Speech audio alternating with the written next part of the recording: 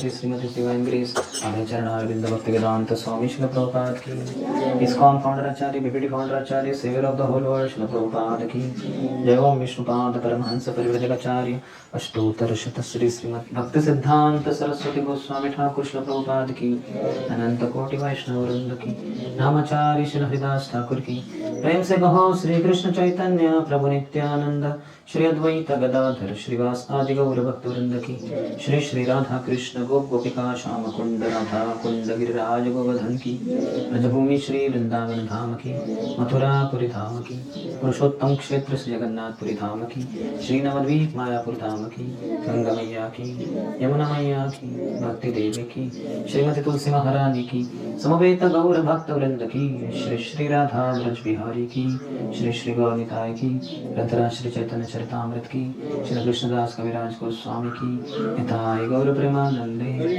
all glories to the assembled devotees, all glories to the assembled devotees, all glories to the assembled devotees, all glories, all glories, all glories to Shri Guru and Shri Gauranga.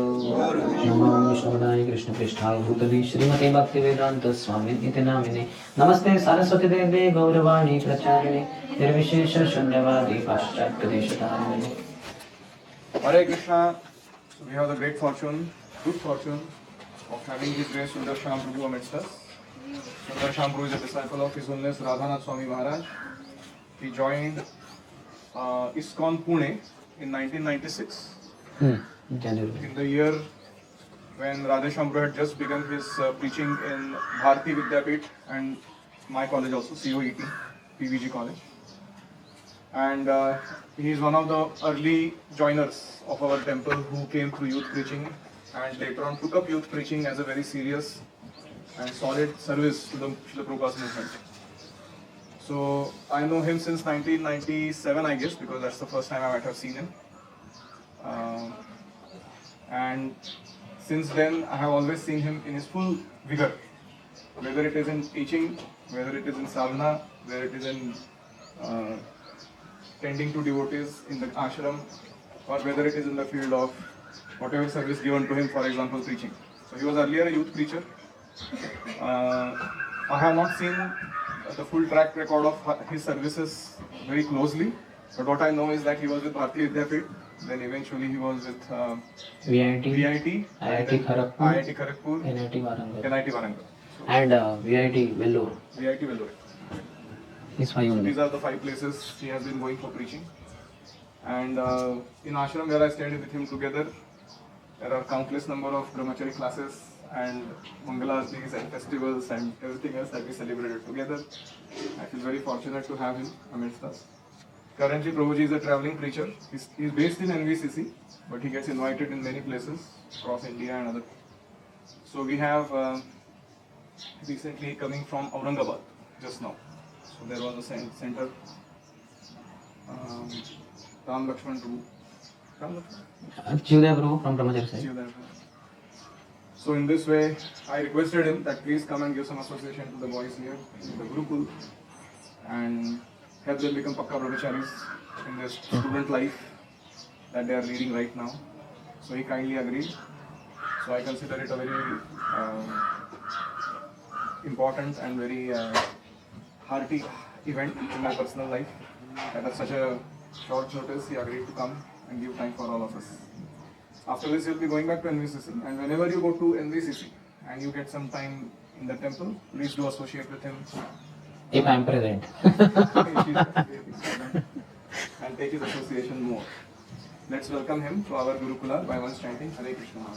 Hare Krishna, Hare Krishna, Krishna Krishna, Hare Hare, Hare Ram, Ram Ram, Hare Hare. Thank you. Thank you.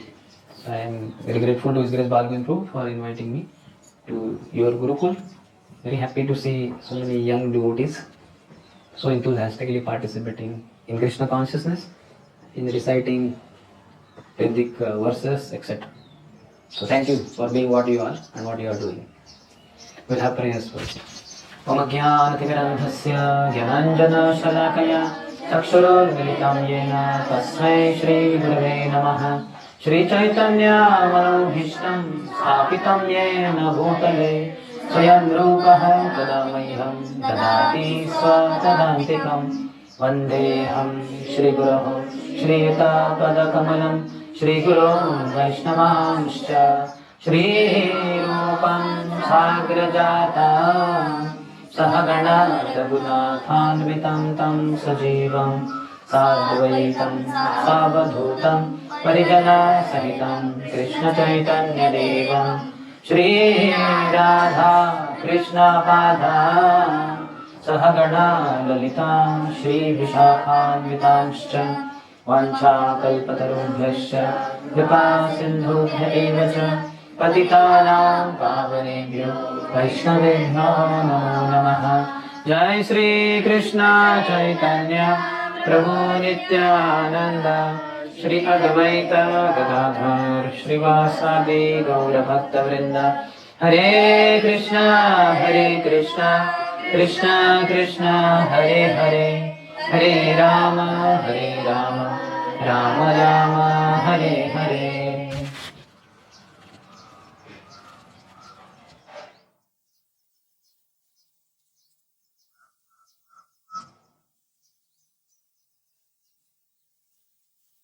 Hare Krishna. So welcome to our evening discussion from the book Sri Chaitanya Charitamrita by the author Sri Krishnadas Kaviraj Goswami. We are going to discuss from Adi-lila chapter 8, which is entitled The Author Receives the Orders of Krishna and Guru. He will come to that subject matter a little later, but some other things also are there. So the way Sri Chaitanya Charitamrita is generally designed by the author is, first verse is in Sanskrit and it gives the essence of the whole chapter. Then second shloka is Jaya Jaya Shri Chaitanya Jaya Nityananda Advaita Chandra Jaya Gaura Bhakta Vrinda. Sometimes third verse is also, this verse, second verse means all glories to Chaitanya Mahaprabhu, Nityananda, Advaita Acharya and all the devotees of Chaitanya Mahaprabhu. Third verse sometimes something similar, all glories to Gadadhar, but generally not. third shloka onwards, the chapter begins, the discussion begins in Bangla verses, Bengali verses. Sometimes the verses in Sanskrit will be quoted from different Puranas, Bhagavad Gita, etc. In order to substantiate what is the point is. So first verse will recite, you can repeat after me. Vande Chaitanya Devam Tam Bhagavantam Yadichaya Prasabham Nartat 1 minute. Prasabham Nartate Chitram Lekharange Jadopayayam. The meaning is, English is okay ना bro? और Hindi you want? कितने जनों को हिंदी में चाहिए? 3 4 5 6 अच्छा एक एक करके बहुत ही आ गए. ठीक है चलो हिंदी में करेंगे फिर, थोड़ा धीरे होगा, नो प्रॉब्लम. तो मैं चैतन्य महाप्रभु को वंदे चैतन्य देवंतम, उन चैतन्य महाप्रभु को मैं नमस्कार वंदना करता हूँ. भगवंतम यदिच्छया, जो उनकी इच्छा से क्या होता है, प्रसभम नर्त्यते चित्रम, कि मैं एक नाचने वाला कुत्ता बन गया हूं. और फिर आगे लेख रंगे जड़ो अयम, suddenly taken to the writing of Shri Chaitanya Charitamrita although I am a fool. हालांकि मैं एक मूर्ख हूं, लेकिन फिर भी मैं श्री चैतन्य चरितामृत ग्रंथ को लिखने के कार्य को स्वीकार किया हूं चैतन्य महाप्रभु की इच्छा से. तो इसमें इनकी नम्रता हम देख सकते हैं. नम्रता ये भक्ति देवी की कैरियर है. जैसे आप सब जानते हैं सबके वाहन होते हैं, अर्थात हम लोगों की बात नहीं कर रहे हैं, लोगों के भी एक तो 2 व्हीलर होते हैं, नहीं तो फिर 4 व्हीलर वाहन होते हैं. गरीब लोग हैं तो साइकिल उनका एक वाहन रहेगा. तो वैसे शिव जी का कौन सा वाहन है? नंदी, यानी बैल है उनका वाहन, जिसका नाम है नंदी.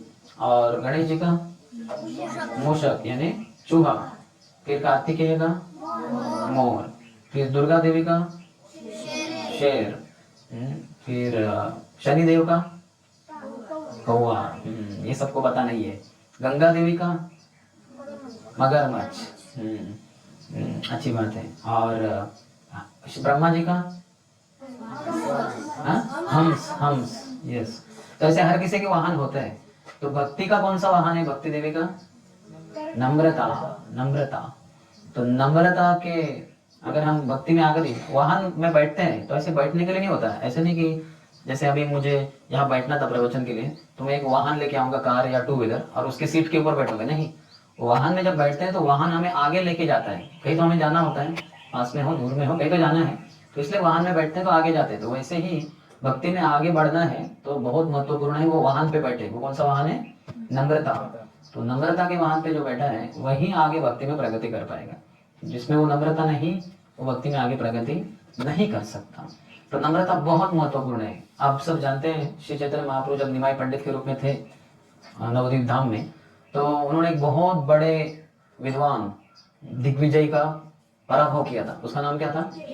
विश्वव्यासमेरी. तो आने के पहले ऐसे ही गुरुकुल के जो उनके महाप्रभु एक शिक्षक थे, उनकी पाठशाला थी, उसमें रोज कम से कम 10-20 बच्चे आके ज्वाइन होते थे और सैकड़ों लड़के थे जिनको वो पढ़ाते थे.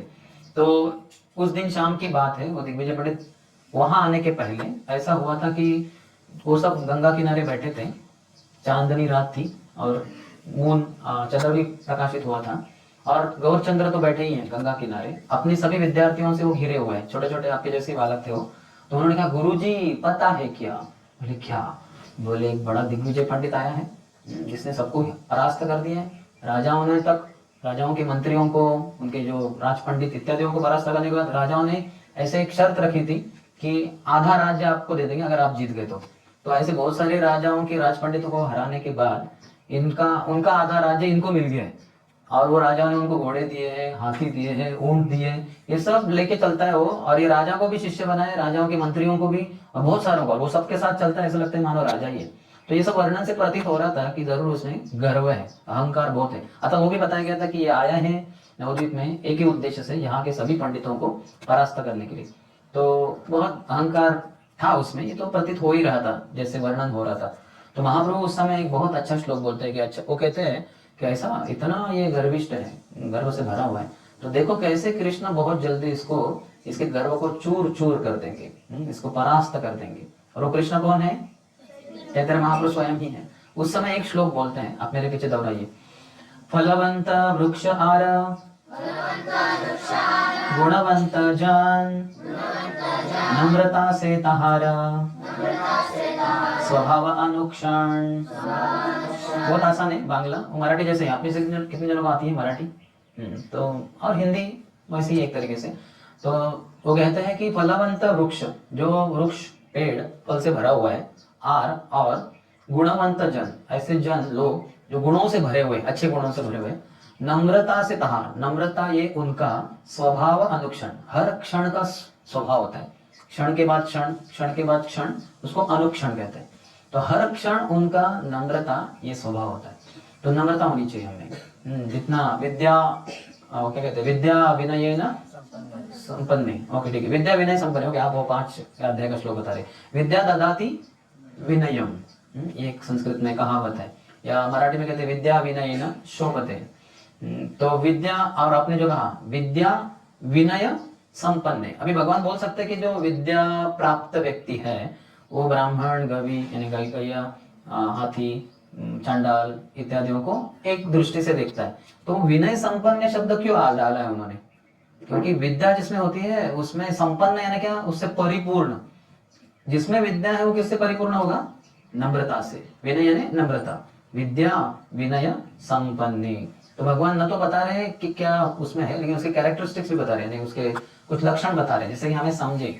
तो जितना ज्यादा विद्वान होता है व्यक्ति, विद्या होती है, उतना वो नम्र होता है। आज के तारीख में हम देखते हैं बहुत सारे लोग जो स्कूल कॉलेजेस में पढ़ते हैं तो बड़े घमंडी बन जाते हैं, बड़े अहंकारी बनते हैं। उनका नाम लिखते हैं, जो भी नाम है, नीचे बड़ा लंबा डिग्री का वो ये रहता है, वो क्या होगा, BA, MA, MTech, जो भी कुछ है ऐसा, LLB। और वो तो लिखने की बात हुई, लेकिन बोलते समय भी बोलते हैं कि मैंने इतना पढ़ाई किया, उतना पढ़ाई किया, बड़े अहंकार से बोलते हैं। तो ये उनके विद्या का नहीं, अविद्या का प्रतीक है। कितना अहंकार है उनमें। जितना विद्या प्राप्त है व्यक्ति उतना वो नम्र रहेगा। जैसे ये इसमें 2 उदाहरण बता रहे हैं चैतन्य महाप्रभु। फलों से भरा हुआ जो वृक्ष है वो नीचे झुकेगा। अभी जिन पेड़ों में ये फल नहीं है, हम देख सकते हैं वैसे कैसे खड़े, लेकिन जिनमें फल होगा वो नीचे झुक जाएगा, स्वाभाविक है वो। तो ये महत्वपूर्ण है। दूसरा, जो गुणों से भरे हुए लोग हैं वो भी नम्र रहते हैं। तो यहाँ हम श्री कृष्णदास कविराज गोस्वामी जो लेखक है, इतना बड़ा ग्रंथ लिखा है, 11,000 से अधिक श्लोक है इसमें। और पूरे बंगाल में भी देखा जाए भक्तों के बीच में तो ये जैसे साहित्य शिरोमणि ही है ये ग्रंथ। लेकिन बंगाली भी, जो बंगाली लोग हैं वो भी, जो साहित्यकार रहते हैं वगैरह, वो लोग भी इस बुक की बहुत प्रशंसा करते हैं कि इतना अप्रतिम ग्रंथ है ये श्री चैतन्य चरितामृत। जो भक्त भी नहीं है, अभक्त है, स्कॉलरली है, विद्वान है, वो लोग भी श्री कृष्णदास कविराज गोस्वामी का भूरी भूरी प्रशंसा करते हैं, क्योंकि इतना अप्रतिम ग्रंथ लिखा है उन्होंने।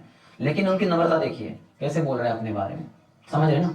तो अपने बारे में हमेशा नीचा ऐसा बताना चाहिए। अतः भक्तों के बीच में, बाहर के जनता को ये सब नम्रता समझ में नहीं आती, तो वहाँ जो भी जरूरत है वो, लेकिन ऐसा अहंकार तो कहीं भी दिखना नहीं चाहिए, होना ही नहीं चाहिए, तो दिखने के सवाल ही नहीं। तो यहाँ वो बता रहे हैं कि हालांकि मैं कुत्ता हूँ जो नाचने वाला है, और मैं ये ग्रंथ लिखने का प्रयास कर रहा हूँ, हालांकि मैं मूर्ख हूँ। कैसे मूर्ख हो सकता है? इतना अप्रतिम ग्रंथ लिखने वाला मूर्ख तो हो ही नहीं सकता। बड़ा विद्वान है ये व्यक्ति, कोई भी पढ़ेगा तो बोलेगा तो बड़ा विद्वान है। लेकिन जो बोल रहे हैं उसके अनुसार तो दिख रहा है कि उनकी बहुत नम्रता है। तो कभी भी अपने आप को ऐसा बड़ा चढ़ा कर नहीं बताना चाहिए, हमेशा अपने आप को नीचा ही बताना चाहिए। ठीक है, अब ध्यान से सुनिए, आपको बाद में हम प्रश्नों के लिए समय देंगे, तो आपके प्रश्न है तो आप पूछिए अंत में।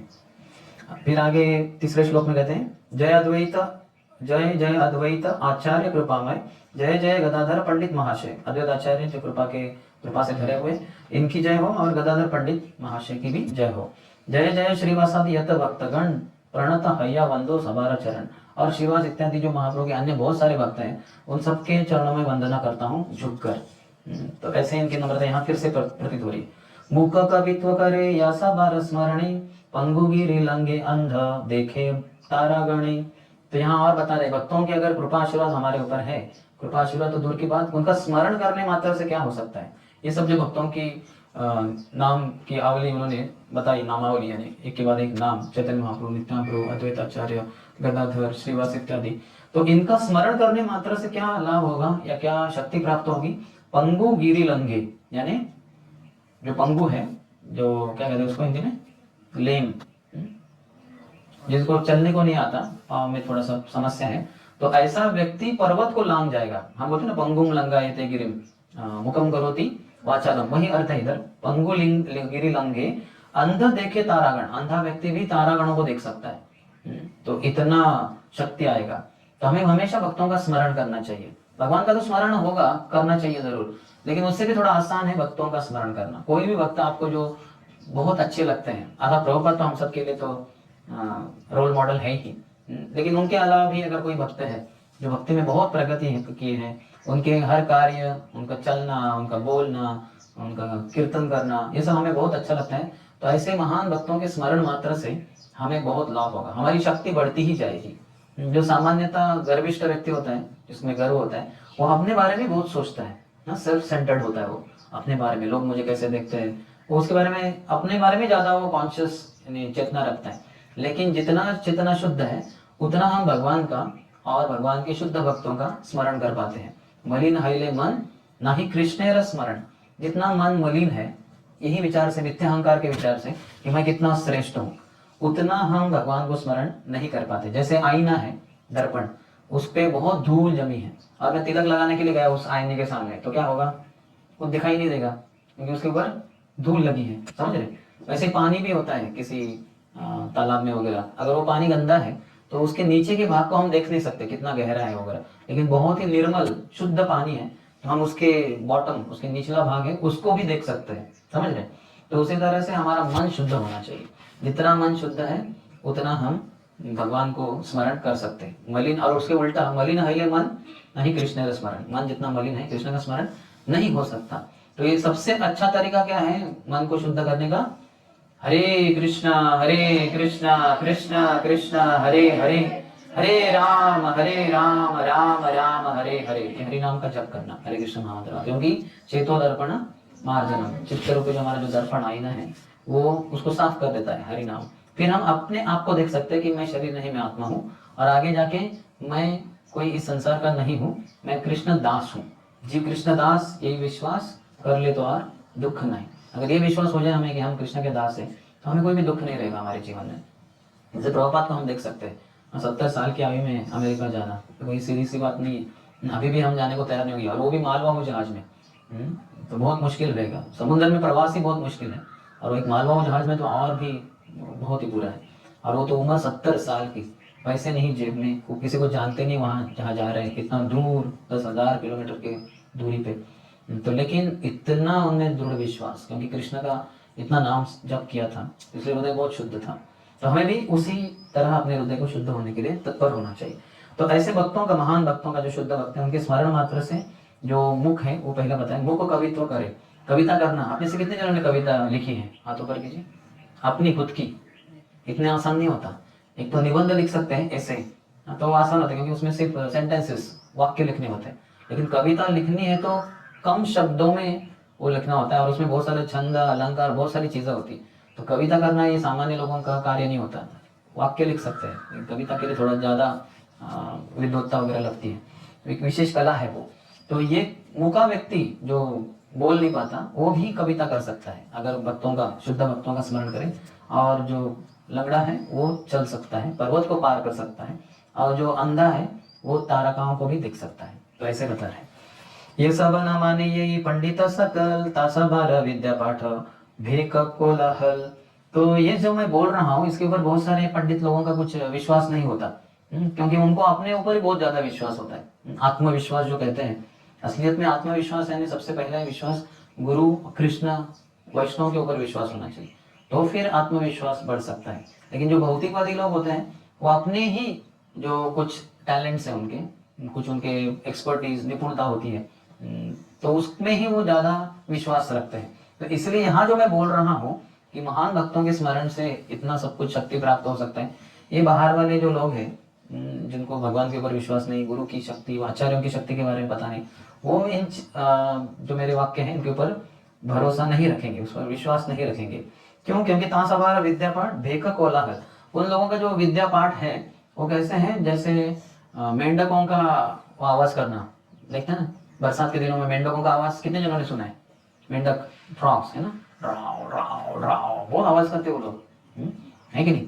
तो वो उसके समान है। अभी आप थोड़ी देर पहले जब मैं आया इधर तो आप विद्या पाठ कर रहे थे, आपका जो शायद ब्रह्मांड पुराण से, नरसिंह पुराण से, ब्रह्मांड पुराण ना, ब्रह्मांड पुराण से नरसिंह कवच। हाँ ब्रह्मांड पुराण से, क्योंकि अंत में आपने बोला ना इति ब्रह्मांड पुराण कुछ तो बोले आप, तो मुझे उससे क्लू मिला कि वो ब्रह्मांड पुराण से। तो वहाँ आपने नरसिंह कवच का जो श्लोक पाठ किए वो बताया आपने, तो वो बहुत ही अच्छा है। क्योंकि आप में नम्रता है, अपने आचार्यों के दिए हुए जो श्लोक इत्यादि है उसके ऊपर आपका विश्वास है, तो ये बहुत विशेष है।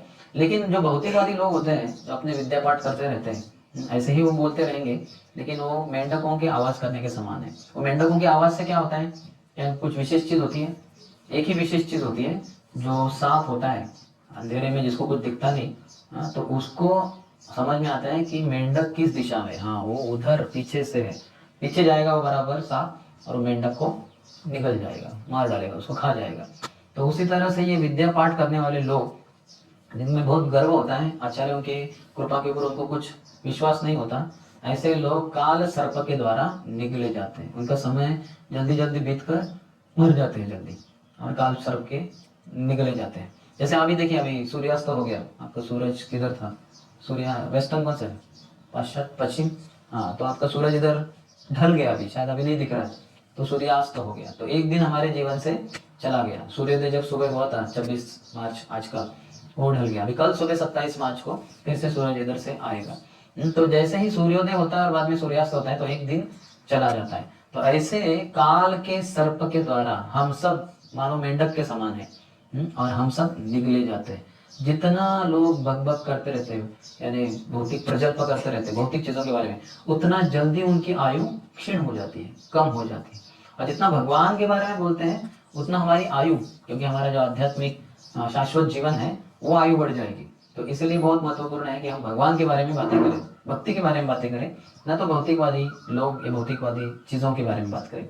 यही सब न माने ये बा करे कृष्ण भक्ति, कृष्ण कृपा नाही तारे नाही तार गति। तो इनको, जिन लोगों को इस जो मैंने गुणगान किया है इसके ऊपर, या पंचतत्व की जो महत्ता है उनके ऊपर विश्वास नहीं है, लेकिन फिर भी वो कृष्ण की भक्ति करने का एक ढोंग करते हैं, तो कहते हैं वो लोग कभी भी कृष्ण कृपा को प्राप्त नहीं कर सकते और अपने अंतिम लक्ष्य, चरम लक्ष्य के प्रति अग्रसर नहीं हो सकते।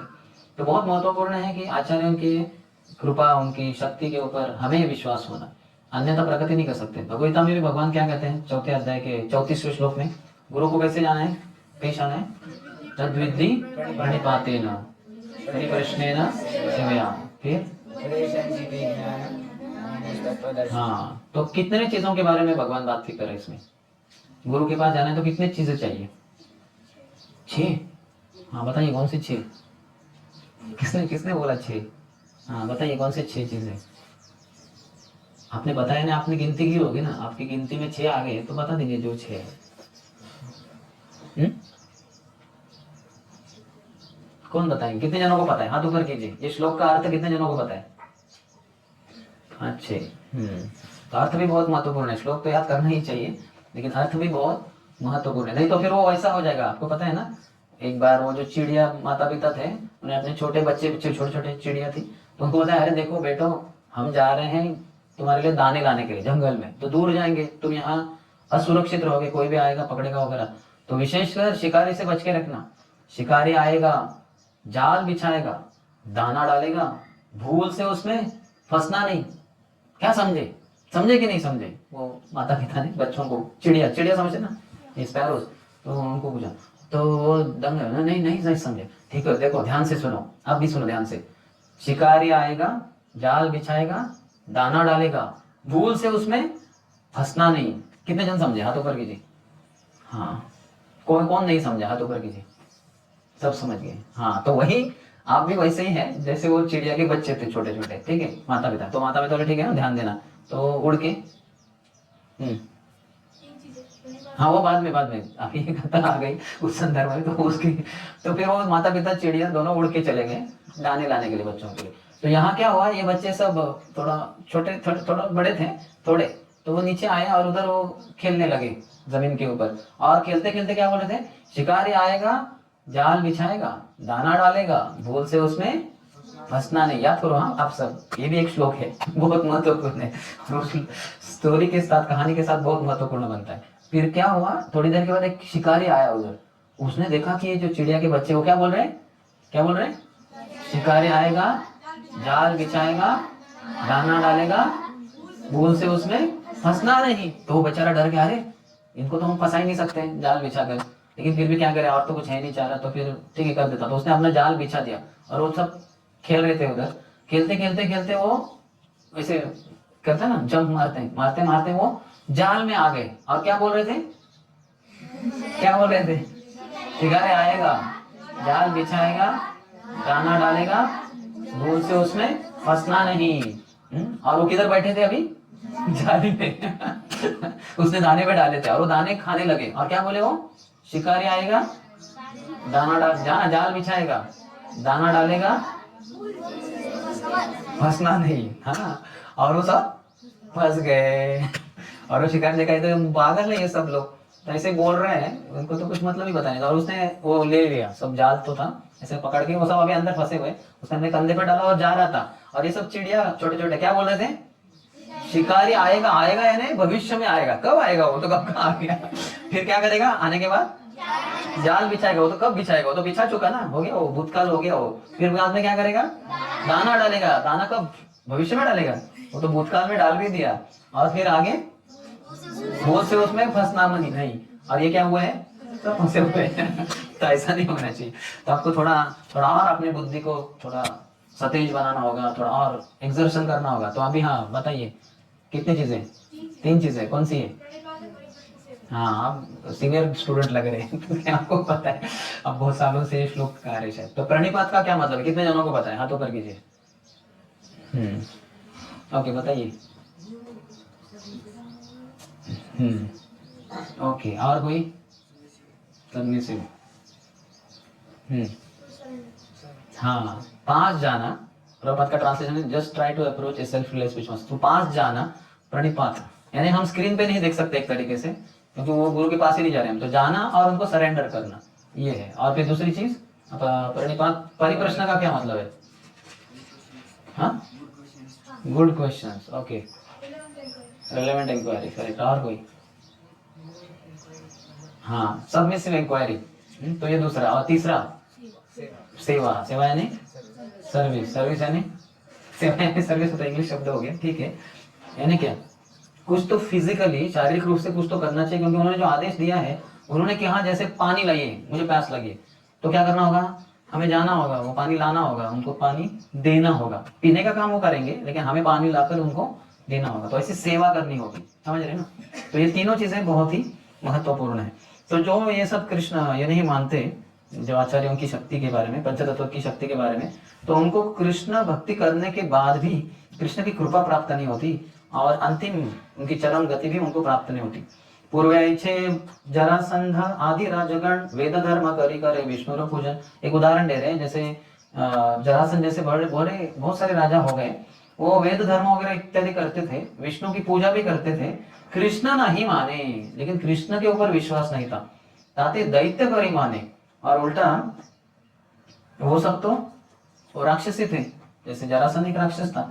चैतन्य न मानी ले तैचे दैत्य तारे जानी। उसी तरह से अगर चैतन्य महाप्रभु को अगर कोई उनके ऊपर विश्वास नहीं है व्यक्ति का, तो मैं तो उसको दानव या राक्षसी कहता हूँ। ऐसे कृष्णदास कविराज गोस्वामी कह रहे, मोरे ना मानी ले सब लोक हबे नाश, इति लागी कृपार्थ प्रभु करिला संन्यास। ये कारण भी था महाप्रभु श्री चैतन्य महाप्रभु ने संन्यास क्यों लिया, कि उन्होंने देखा कि वो मुझे स्वीकार ही नहीं कर रहे हैं। ठीक है, पूर्ण पुरुषोत्तम भगवान के रूप में नहीं, जो उनकी असलियत में पहचान थी, लेकिन कम से कम एक आदरणीय व्यक्ति समाज में, इतने पंडित तो है निमाई पंडित के रूप में, ब्राह्मण परिवार में जन्म हुआ है, तो ब्राह्मण को भी सत्कार सम्मान देना होता है। तो किसी एक कारण से अगर कुछ थोड़ा सा स्वीकार करे चैतन्य महाप्रभु की महानता को, उससे उनको लाभ होता था। लेकिन उल्टा वो तो महाप्रभु को गाली गलौज करने लग गए। आपने कथा सुनी होगी कि एक बार महाप्रभु अपने घर में गोपी गोपी बोल रहे थे, तो एक बालक आया और कहे कि क्या ये गोपी गोपी बोल रहे हो, अरे कृष्ण का नाम लो, शास्त्र में कृष्ण का नाम लेने के लिए बताया गया है। तो बोले वो कृष्ण का नाम, वो तो बदमाश नहीं, करके भगवान चैतन्य महाप्रभु बोले, क्योंकि वो गोपियों के भाव में थे। तो गोपियों ने जितना टाइम दिया था, इतने बजे आना है आपको मिलने के लिए, तो आए नहीं वो, तो थोड़े से उस नाराजी में महाप्रभु बोल रहे थे गोपियों के भाव में। तो फिर उसके कारण और उन्होंने तुरंत लाठी उठाई और वो बच्चे को मारने के लिए भागे। वो बच्चा दौड़ा दौड़ा दौड़ा बहुत तेज गति से दौड़ के अपने बाकी मित्रों के साथ में गया और एकदम उसकी सांस चढ़ गई थी। इतना दौड़ा था। बोले क्या हुआ, इतना क्यों दौड़ के आए? बोले वो निमाई पागल हो गए, मैंने बोला उसको गोपी का नाम छोड़, कृष्ण का नाम ले, और वो मुझे ही मारने के लिए मेरे पीछे भागा, तो कैसे तो जान बचा कर आया। बोले अच्छा। वो सब बाकी लड़के बोले अपने आप को क्या समझता है, अरे ब्राह्मण परिवार में जन्म हुआ है तो क्या हमारा क्या ब्राह्मण परिवार में जन्म नहीं हुआ क्या? वो जगन्नाथ मिश्र का पुत्र हुआ तो हम भी क्या, हमारे माता पिता भी बहुत श्रेष्ठ है। ऐसे करके वो थोड़े गर्वित शब्द बोलने लगे। बोले अगली बार इसने ऐसा किया ना ये निमाई पंडित ने, तो हम तो उसको लाठी से मारेंगे। तो देखिए महाप्रभु साक्षात कृष्ण है, उनकी महानता के कारण उनको आदर देने की बजाय ये लोग उल्टा उनको गाली गलौज कर रहे थे और मारने के बारे में भी सोच रहे थे अगली बार। तो फिर महाप्रभु ने कहा, सोचा, महाप्रभु तो सर्वज्ञ हैं, सब कुछ जानते हैं, उन्होंने सोचा कि मुझे कुछ तो करना होगा जिसके द्वारा लोग मेरा सम्मान करें, न तो इस तरह से गाली गलौज करें। तो क्या करें जिससे कि लोग सम्मान करेंगे? मुझे संन्यास लेना होगा, क्योंकि सन्यासी के सामने सभी झुकते हैं। शास्त्रों में बताया गया है, ऐसे श्लोक है कि अगर सन्यासी को जो पहली बार हम दिन में देखते हैं, अगर हम पूरा अष्टांग प्रणाम न करें तो फिर हमें उस दिन उपवास रखना होता है, उस दिन का कुछ खाने का नहीं। तो हम क्यों उपवास रखना चाहेंगे, है कि नहीं? एकादशी है तो अलग बात है, जन्माष्टमी है तो अलग बात, उस दिन उपवास रखते हैं। सामान्य दिन है उधर उपवास कौन रखना चाहेगा? तो इसलिए कम से कम प्रसाद मिले खाने को, इसी कारण से तो लोग सन्यासी को जरूर नमस्कार करेंगे। समझ रहे ना? सन्यासी को देखा पहली बार और नमस्कार नहीं किया तो क्या करना होगा?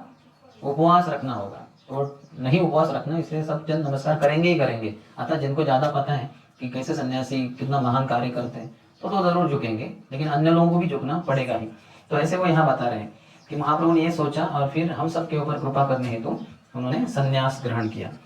सन्यासी बुद्धि मोरे करिबे नमस्कार, तथापि खंडिबे दुख पाइबे निस्तार। अगर सन्यास में सन्यासी ये सोचकर अगर मुझे नमस्कार करेंगे लोग तो उनका सब दुख नष्ट हो जाएगा और वो निस्तार हो जाएगा, जन्म मृत्यु के चक्कर के बाहर चले जाएंगे, ऐसे वो बता रहे। तो किसी का कोई प्रश्न है जो हमने चर्चा की?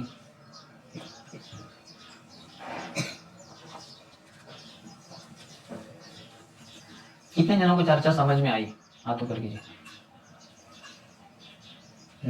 तो फिर कुछ प्रश्न है?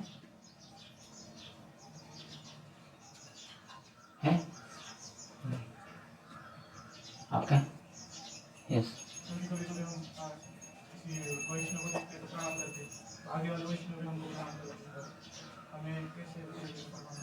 उसमें आपका क्या समस्या है? वो एक तरीके से आपको ही नहीं, आपके हृदय में जो परमात्मा स्थित है उनको नमस्कार कर रहे हैं। तो हमें क्या प्रॉब्लम है? उनकी इच्छा ना, हमने थोड़ा बोले मेरे सामने झुको आप, मैंने झुका ना, आप क्यों नहीं झुक रहे? ऐसे थोड़ा हम जबरदस्ती नहीं कर रहे। वो झुके ना झुके, उनकी इच्छा से वो झुक रहे तो झुकने दीजिए। हम कौन होते हैं उनके जीवन? उनकी इच्छा से उनके जीवन में कुछ अन्य कार्य कर रहे हैं जिसमें हम दखल अंदाजी नहीं करते हैं। उनकी इच्छा है झुकने की, झुकने दीजिए। उनकी इच्छा नहीं झुकने की, नहीं झुकने दीजिए। हमें कुछ उससे मतलब नहीं, हमारा कर्तव्य है हमें झुकना, तो हम झुकेंगे जरूर। और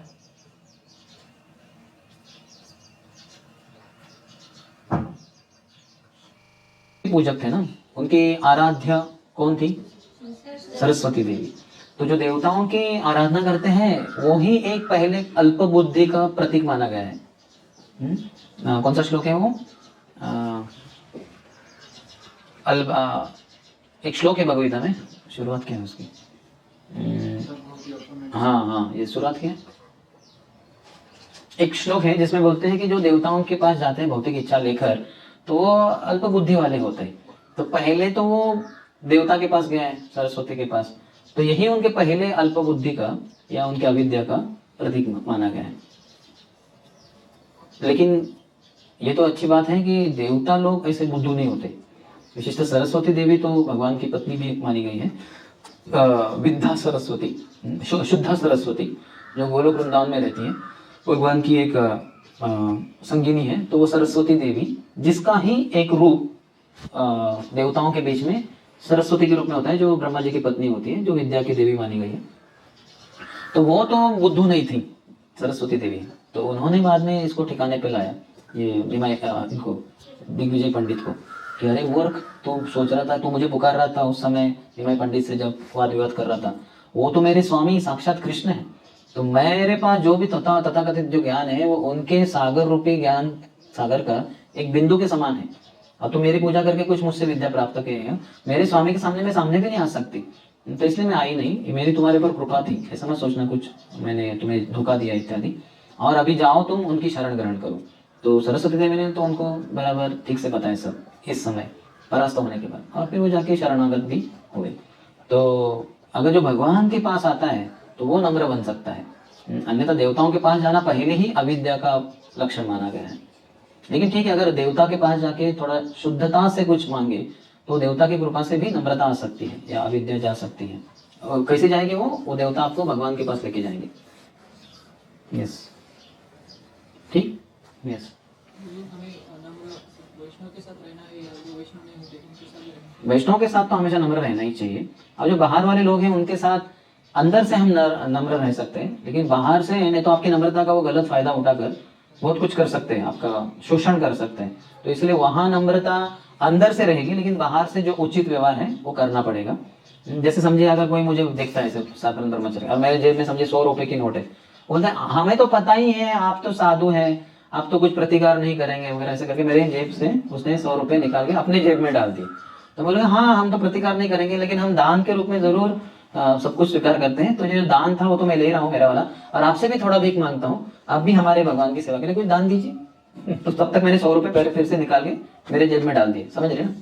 लेकिन मैंने उसको गलत नहीं कहा, कुछ गाली गलौज नहीं किया। जो 100 रुपए उसने मेरे जेब से निकाल के लिए थे, मैंने फिर से अपने जेब में डाले और बाद में कहा कि थोड़ा भिक्षा के रूप में थोड़ा और भी दीजिए। तो ऐसे शोषण नहीं, हम ऐसे नहीं वो अभी तो नम्र रहना, यानी अभी तो मैं कुछ नहीं कर सकता, उसने 100 रुपए ले लिया, अभी क्या करूँ, नम्र रहता हूँ। ये नम्रता नहीं है, ये आपका शोषण हो गया। तो शोषण भी नहीं होने देना है अपना। तो अंदर से नम्र रहना है जरूर, लेकिन बाहर से शोषण भी नहीं होने देना है। तो वो थोड़ा मैच्योरिटी आ जाए, परिपक्वता, तो हमें समझ में आता है कि क्या एग्जैक्टली कब शोषण हो रहा है। शोषण नहीं होने देना है। आप बड़े हैं तो आप समझते हो कि मैं क्या कह रहा हूँ। कभी कभी छोटे बच्चों को नहीं समझ में आता, कोई उनको शोषण कर सकता है। और यस, कैसे आया? अभी तो आने का प्रयास कर रहा हूँ आया नहीं, आपको देखकर अभी शायद मैं अधिक आ रहा हूँ अंदर मुझे भी इच्छा हो रही कि मैंने आपकी उम्र में तो कुछ किया नहीं भक्ति, कम से कम अभी बूढ़े होने के बाद मृत्यु के पहले तो करूँ। लेकिन भक्तों से, वैसे मेरा जन्म एक वारकरी संप्रदाय में हुआ था, तो बचपन से विट्ठल भक्ति थी, तुकाराम महाराज के अभंग वगैरह हम गाते थे। और मैंने वैसे भी पढ़े थे ग्रंथ, इतने बहुत सारे पुराण पढ़े थे बचपन में, जो कहानी के रूप में थे वगैरह। और भक्तों के, इस्कॉन के भक्तों को भी मैं जब 6.5 साल का था 1984 में, तो उन्होंने एक ऑल इंडिया पद यात्रा निकाली थी 1.5 साल की। तो उसमें मैंने एक दिन भाग लिया था यानी हमारे गांव में आए थे। तो उसी दिन मेरे पिताजी ने भगवगीता भी खरीदी थी, जो मुझे पता नहीं थी, उन्होंने खरीदी है। और मैं बहुत आध्यात्मिक ग्रंथ पढ़ता रहता था। और जब मैं 7वीं 8वीं 6ठी 7वीं में था तो देखा मैंने भगवगीता, तो मुझे लगता था ये पढ़ना चाहिए, लेकिन इतना मोटा कभी पढ़ा नहीं था किताब, तो मुझसे हिम्मत नहीं हो रही थी। लेकिन जब मैं 8वीं कक्षा में था तब मैंने वो पूरी भगवगीता मराठी में जशी आहे तशी पढ़ डाला, प्रभुपाद का। समझा कुछ नहीं, मुझे यही समझा कि मैं शरीर नहीं, मैं आत्मा हूँ इतना थियोरेटिकली समझा, प्रैक्टिस नहीं कर पा रहा था। तो लेकिन मन में इच्छा थी कि इसको अच्छे से पालन करें। और फिर 1996 में 1996 में जब मैं श्रीमद राधेश्याम प्रभु और अन्य इस्कॉन के भक्तों से मिला, तो मुझे बहुत अच्छा लगा कि इतने पढ़े लिखे लोग पूरी तरह से समर्पित है भगवत भक्ति और विशेषकर प्रचार में। तो मुझे पहले से वो खोज थी एक तरीके से कि कहीं तो निस्वार्थी जीवन जीना है। मैं बचपन में बहुत स्वार्थी था, अपने नोटबुक्स में बेस्ट ऑफ द फ्रेंड्स के साथ भी शेयर नहीं करता था, उनको झूठ बोलता था मैं कि नहीं, वो जब मांगे कोई मुझे तुम्हारी मैथमेटिक्स की नोटबुक दो, मैंने वो मुझे पढ़नी है आज, मैंने अभी वो बेचारा क्या करेगा। तो ऐसा मैं हर बार बहाना बना के झूठी बोलता था, मैं तो पढ़ता नहीं था, वो मेरा अलग ही स्टाइल था पढ़ने का। लेकिन जो भी है, तो एक मेरे मित्र ने कहा तो ठीक है तुम्हारा होने के बाद मैं लूंगा। मैं बोला फिर इसका मतलब क्या? बोले मैं तुम्हारे साथ घर में आता हूँ, तुम पढ़ो शाम को, तुम्हारे होने के बाद मैं पढ़ूंगा। तो मैं बोला माय गॉड, तो टेंशन चढ़ गया अभी।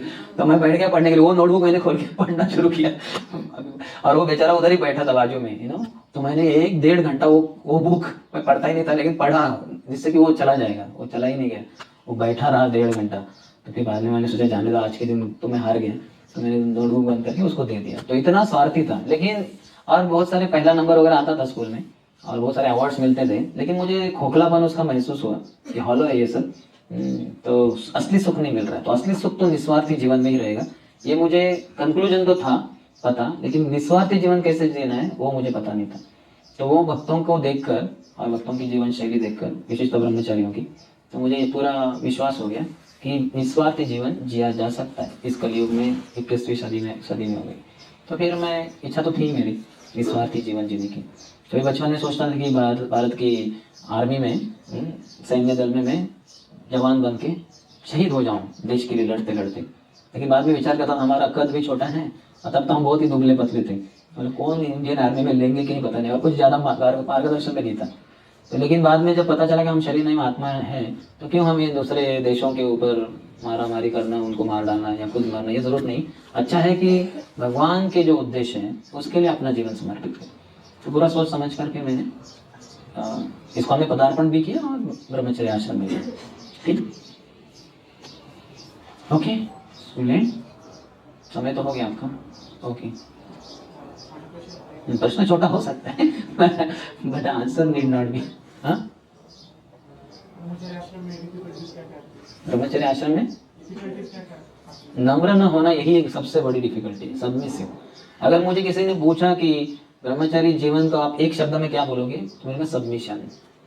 तो बहुत सबमिशन है। अभी रिसेंटली ये प्रभु जी से मेरी बात बस पता नहीं कितना 5-6 दिन पहले हुई थी।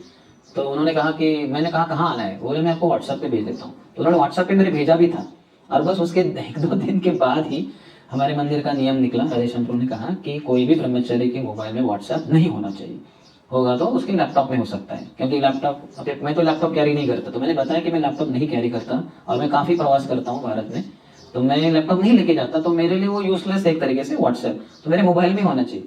वो बोले नहीं, आपको निकालना है आपके मोबाइल से व्हाट्सएप।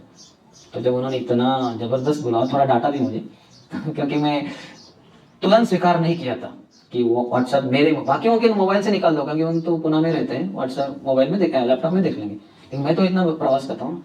तो फिर जब मैं तुरंत स्वीकार नहीं किया, तो उन्होंने थोड़ा डाटा भी मुझे और कहा कि छोड़ना पड़ेगा, तुम्हारे लैपटॉप में व्हाट्सएप इंस्टॉल करो। मुझे बोला मैं तो कभी करूँगा ही नहीं, तो मैंने अपने मोबाइल से व्हाट्सएप निकाल दिया। तो इसलिए फिर आज सुबह इनको मुझे थोड़ा कॉन्टैक्ट करना पड़ा कि ड्राइवर की इस पर भेजो। ये सोच रहे होंगे कि ये क्या कर रहे हैं, उस दिन तो भेजा था ना, फिर से क्यों मांग रहे, और ड्राइवर की इस पे आपने आप करना चाहिए ना। उसको मैंने इनको नहीं बताया। तो देखिए, अभी इतने साल ब्रह्मचर्य आश्रम में रहने के बाद भी मुझे सबमिसिव रहना ही पड़ेगा, नहीं तो फिर आश्रम में नहीं रह पाऊंगा मैं। तो एक ही शब्द में बोला जाए तो सबमिसिव। ब्रह्मचारी गुरुकुले वसन दांतो गुरोर हितम, गुरु के हित के लिए कार्य करना है, और उसके लिए इंद्रियों के ऊपर दमन होना चाहिए।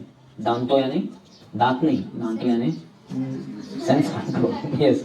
तो वो सेंस कंट्रोल होना चाहिए। तो अभी अच्छा ही है, मैं देखता हूँ, अनुभव करता हूँ। अभी व्हाट्सएप नहीं है, तो उतना जो समय जाता था उसमें वो बच गया। थोड़ा दिक्कत होती है कम्युनिकेशन में, नो प्रॉब्लम, SMS है, ईमेल है इत्यादि। तो सबमिसिव होना चाहिए, ब्रह्मचारी बनना है और रहना है तो यस।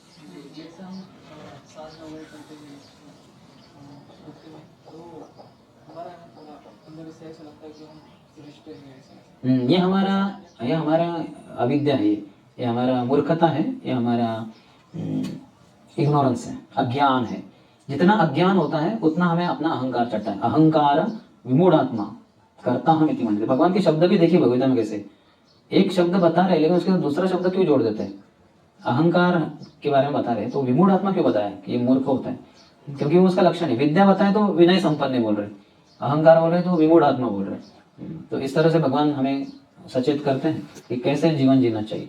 तो अगर वही तो भक्तिवादी लोगों का होता है ना, बाहर के स्कूल कॉलेजेस में सिर्फ ज्ञान अर्जन होता है क्लासरूम में, प्रैक्टिकल लाइफ में वो अपने गुरु की कुछ सेवा नहीं करते।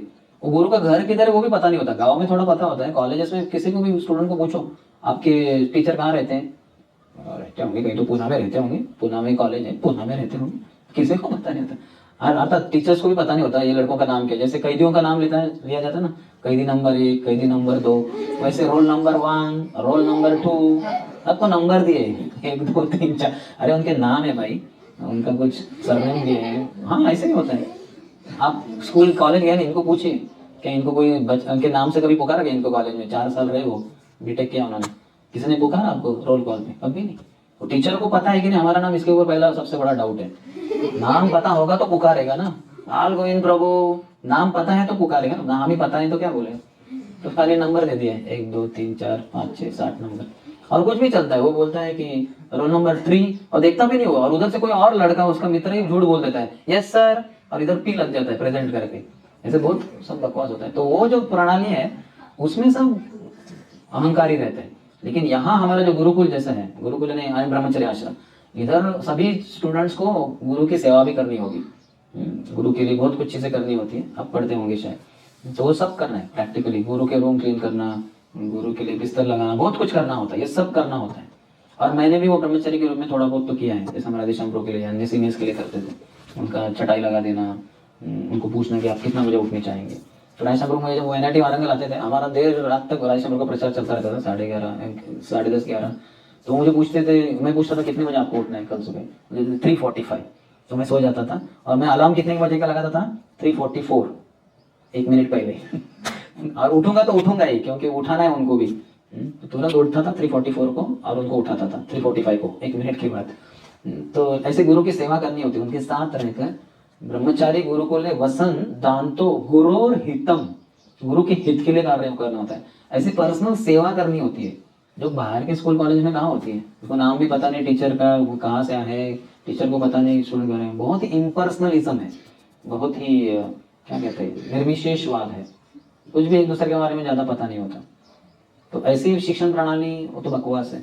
तो उसमें सब गर्वित हो जाते हैं, वो गुरु भी गर्वित और उसके सब स्टूडेंट्स भी गर्वित। लेकिन जो गुरुकुल में रगड़ता है अपने आप को, पसीना बहाता है, जैसे एक ब्रह्मचारी था, एक बार वो लकड़ी काटने के लिए गया था जंगल में, सूखी लकड़ी काटी उसने, और वो उसका बंडल बांध के, रस्से से बांध के, वो अपने सर पे रख के आ रहा था गुरुकुल की तरफ।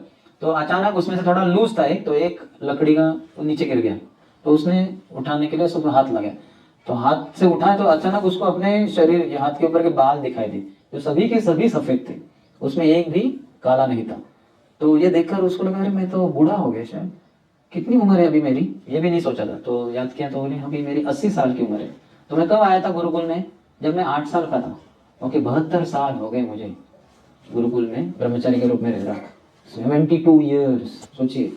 तो उसने सोचा भी नहीं, अब सब बाल सफेद हो गए हाथ के, तो सर के तो बाल होंगे, तो ब्रह्मचारी के तो बाल नहीं होते सर के ऊपर लेकिन शिखा जो होगी वो तो पूरी सफेद ही होगी, क्योंकि ये भी सब सफेद हो गए।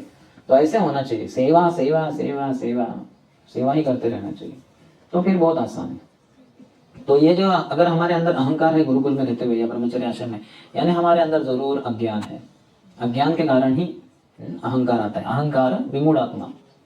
तो इसलिए रगड़ना चाहिए गुरु की सेवा में, पसीना बहाना चाहिए। तो ये ट्रेनर्स का ये होना चाहिए। आपने वो सुनी होगी कि गुरुकुल में 3 लड़के थे धौम्य ऋषि के अंतर्गत, वेद, अरुणी और उपमन्यु। तो ये तीनों की कथा आप कितने जनों ने सुनी है? तो सबने नहीं सुनी है, ठीक है, बाद में बताएंगे। लेकिन संक्षेप में बताया जाए तो कितना उन्होंने किया, वो जो डैम का वाटर, पानी आ रहा था, हाँ अभी याद आया सबको, है ना। तो उसने क्या किया फिर पानी को रोकने के लिए, खुद ही सो गए लेट गया और उसको अपने शरीर से उसने रोकने का प्रयास किया पूरा। ऐसे सोने क्या उधर वो, और पानी उसके ऊपर से जा रहा था, वैसे नहीं, वो जागरूक था और पूरा उसको दबा के उसने बंद करने का पूरा प्रयास किया, तो फ्लो बहुत कम हो गया। तो देखिए कितना ऐसे पसीना खून तो नहीं, पसीना तो बहाना चाहिए, बहुत मेहनत करना चाहिए, तब जाके नम्र बनेंगे। फिर यहाँ जो भी हम विद्या अर्जन कर रहे हैं उसे कभी अहंकार नहीं चढ़ेगा, कृतज्ञता बढ़ेगी। विद्या का एक ये होता है कृतज्ञता, इसी कारण तो गुरु दक्षिणा होती है। जब पूरा ये हो गया, एजुकेशन हो गया, 5 साल की उम्र में ब्रह्मचर्य आता था आश्रम, और जो भी है 20-25 साल की उम्र में चला जाता था, इतना 15-20 साल रहा। तो फिर अभी उसको इतनी कृतज्ञता होती थी कि गुरु के द्वारा इतना सब कुछ सीखा, न तो थ्योरी, प्रैक्टिकल भी बहुत कुछ सीखा उसने, कुकिंग सीखा, सब कुछ सीख लिया। तो इतना कृतज्ञता होती थी कि कृतज्ञता के कारण ही वो अपने से होके कुछ तो छोटी मोटी कुछ भेंट गुरु दक्षिणा के रूप में देता था। ऐसे कभी फोर्स नहीं किया जाता था कि गुरु दक्षिणा दो वगैरह। आजकल के एजुकेशन इंस्टीट्यूट में क्या है, पहले पैसा दो, पैसा देने के बाद फिर वो अगर पैसा नहीं दिया है तो उसको अंदर स्कूल में जाने भी नहीं देंगे, देंगे क्या जाने, सवाल नहीं उठता, आपको हकाल देंगे, सबके सामने अपमानित करके बाहर निकाल दिया, हट यहाँ से, अंदर कैसे आया तू, पैसा तो दिया ही नहीं तूने, कहाँ है रिसीट, दिखाओ रिसीट। तो ये एजुकेशन सिस्टम है ही नहीं, ये तो बकवास है, ये तो धंधा हो गया, तो पैसे कमाने के तरीके हो गए। ऐसा नहीं होता, जो टीचर सेल्फलेसली ज्ञान देता है सब कुछ, और बच्चों में वो कृतज्ञता स्वाभाविक रूप से आती है, क्योंकि उन्होंने अपने टीचर में देखा है वो सब गुण, तो उनको कृतज्ञता आती है। फिर खुद से गुरु दक्षिणा, वो छोटी मोटी, उससे कुछ मतलब नहीं, लेकिन वो विद्या का असलियत में परिणाम है, कृतज्ञता, वो आना चाहिए। अगर नहीं आया है तो यानी हमारी विद्या अर्जन में कुछ तो समस्या है। गुरुकुल में रहते सेवा नहीं कर रहे, इसलिए फिर वो अहंकार चढ़ गया। अहंकार का सवाल ही नहीं उठता। हमने ये श्लोक अभी जो देखा शुरुआत में, फलवंत वृक्ष और गुणवंत जन, नम्रता से कहा स्वभाव अनुक्षण, हर क्षण नम्रता होती है। नम्रता ये विद्या का प्रतीक है। भगवान भी कहते हैं ना अमानित्वम अदम्बित्वम, पहला ही अमानित्वम कहते हैं। क्यों? क्योंकि नम्रता ये सबसे महत्वपूर्ण गुण है। और कोई? आता समय तो बहुत हो गया। ग्रंथराज चैतन्य चरितामृत की जय, श्री कृष्णदास कविराज गोस्वामी की जय, श्री प्रभुपाद की जय, समवेत गौर भक्तवृंद की जय, निताय गौर प्रेमानंदी।